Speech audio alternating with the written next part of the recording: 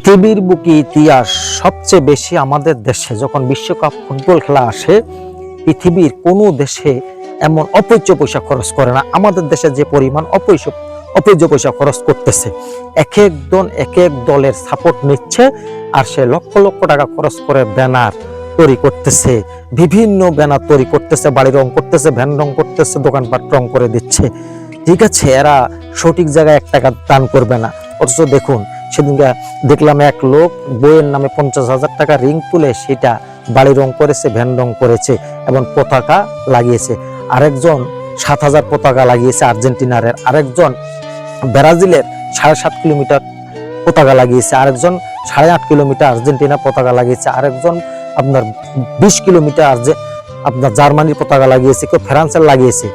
ঠিক আছে, কোনো দেশের বাকি রাখে নাই, মনে হয় যে পতাকা দিয়েই গেছে দেশে। এর আগে আপনার নোয়াখালী না কুমিল্লার এক ছেলে এমন জার্মানির সাপোর্ট নিয়ে পতাকা লাগাতে গিয়ে পড়ে আজও পঙ্গু হয়ে আছে, হাত পা তার চলে গেছে। এই যে খেলাকে কেন্দ্র করে মারামারি, জুয়া, বাজি, আমরাই মরতেছি, আমরাই ধ্বংস হচ্ছি, আমরাই কালকে কিয়ামতের মাঠে আল্লাহর দরবারে আসামি হব। ঠিক আছে, খেলা হচ্ছে মধ্য এশিয়ার দেশগুলো, এটা তাদের ব্যাপার। আমরা খেলা দেখবো, উপভোগ করবো, কিন্তু এই খেলাকে কেন্দ্র করে আমরা জুয়া, বাজি, লক্ষ লক্ষ টাকা আজকে নষ্ট করতেছি, বাজি ধরতেছি। এই খেলাকে কেন্দ্র করে আজকে আমরা বিভিন্ন ভাবে পতাকা তৈরি করতেছি।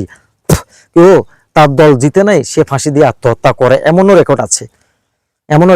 কেউ জমি বিক্রি করে, কেউ বাড়ি বিক্রি করে পতাকা তৈরি করে এবং বড় বড় পতাকা তৈরি করতেছে। সেদিন এক বুড়ো 12 শতক শেষ সম্বল সেটা বিক্রি করে সে পতাকা লাগিয়েছে। হাইরে হতভাঙা কপাল, আজকে যেখানে দান করার সেখানে দান করবে না।